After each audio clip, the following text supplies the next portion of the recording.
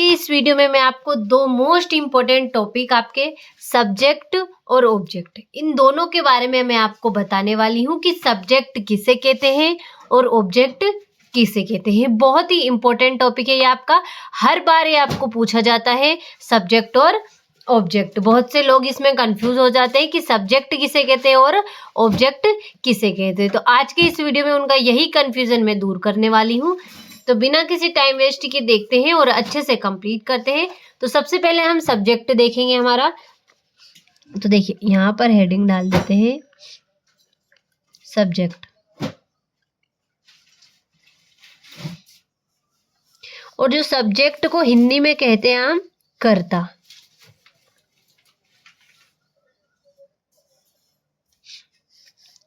तो देख लीजिए सब्जेक्ट को हिंदी में कर्ता कहा जाता है। तो देखिए किसे कहते हैं सब्जेक्ट, बहुत ही आसान भाषा में आपके लिए लेकर आई हूं। तो देखिए जो शब्द वाक्य के शुरुआत में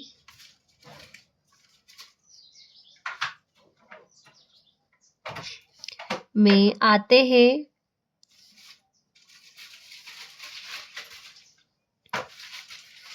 हैं सब्जेक्ट।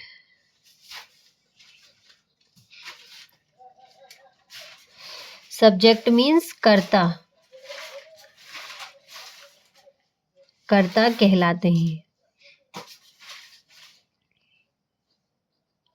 तो देखिए इस तरीके से बहुत ही आसान है इसकी डेफिनेशन, यानी कि जो शब्द वाक्य के शुरुआत में आते हैं, यानी कि जब भी वाक्य की शुरुआत होती है और जो सबसे पहला शब्द आता है उसे हम सब्जेक्ट यानी कि कर्ता कहते हैं। तो देखिए बहुत ही आसान है। इस तरीके से उदाहरण के तौर पर आपका एग्जाम्पल के तौर पर बता देती हूँ मैं।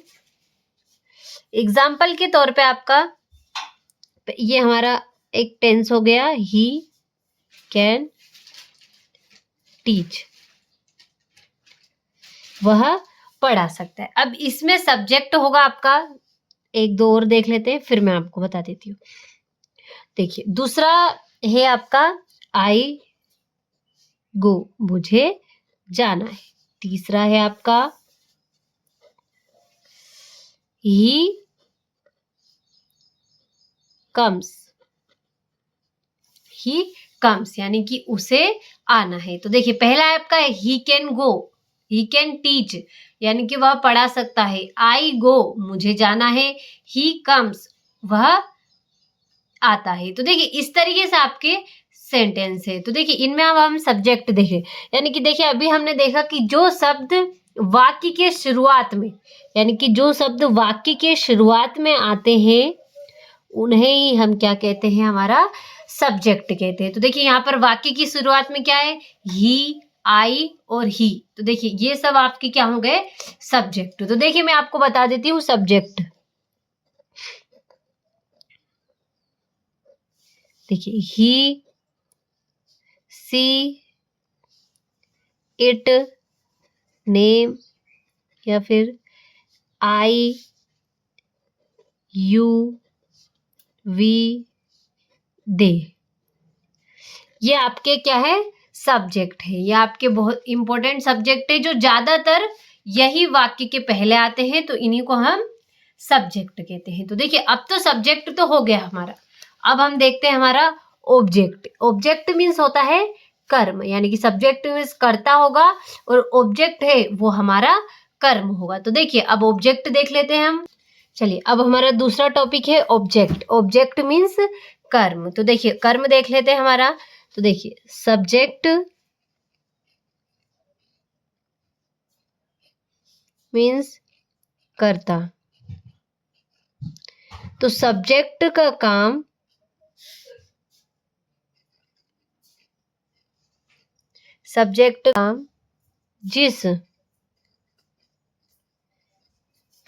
जिस पर खत्म होता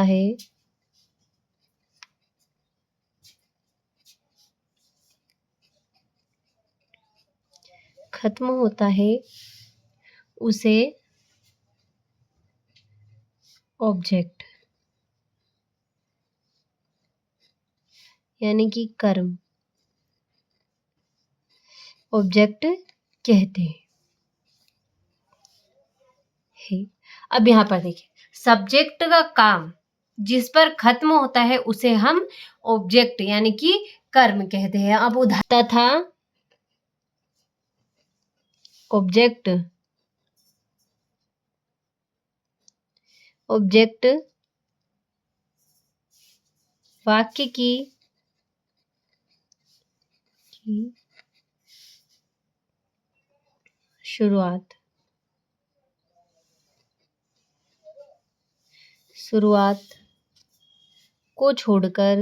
शुरुआत को छोड़कर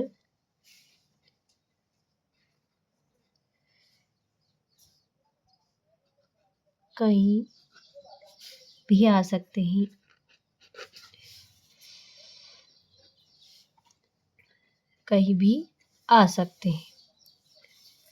अब देखिए, सब्जेक्ट का काम जिस पर खत्म होता है उसे हम ऑब्जेक्ट कहते हैं तथा ऑब्जेक्ट वाक्य की शुरुआत को छोड़कर कहीं पर भी आ सकते हैं। यानी कि जो आपका ऑब्जेक्ट है वो सब्जेक्ट वाक्य की शुरुआत, यानी कि जैसे कि सब्जेक्ट वाक्य की शुरुआत में आता है, उस तरह ऑब्जेक्ट जहां पर भी सब्जेक्ट का काम खत्म हो जाता है वहां पर आपका ऑब्जेक्ट आ जाता है। तो देखिए एग्जाम्पल के तौर पर आप देख लेते हैं, जैसे कि मी, अस, यू, देम, हिम, हर, ये सब आपके क्या हो गए, ऑब्जेक्ट। यानी कि इन पर आपका जो सब्जेक्ट का काम खत्म होता है उन्हें हम ऑब्जेक्ट कहते हैं, यानी कि इनको हम ऑब्जेक्ट कहेंगे। तो देखिए इस तरीके से आपका सब्जेक्ट और ऑब्जेक्ट दोनों हो गए हैं। देखिए और मैंने आपको दोनों ही अच्छी तरीके से बताए हैं। सब्जेक्ट मीन्स कर्ता और ऑब्जेक्ट मीन्स कर्म। सब्जेक्ट जो शब्द वाक्य की शुरुआत में आते हैं उन्हें हम सब्जेक्ट कहते हैं, और ऑब्जेक्ट सब्जेक्ट का काम जिस पर खत्म होता है उसे हम ऑब्जेक्ट कहते हैं तथा ऑब्जेक्ट वाक्य की शुरुआत को छोड़कर कहीं पर भी आ सकते हैं। तो देखिए इस तरीके से मैंने उदाहरण सहित आपको अच्छे से समझाकर बताया है। तो आशा है कि आपको अच्छे से कंफ्यूजन दोनों का दूर हो चुका होगा और आपको अच्छे से समझ में आ चुका होगा। तो अच्छे से कंप्लीट करिएगा सब्जेक्ट और ऑब्जेक्ट को।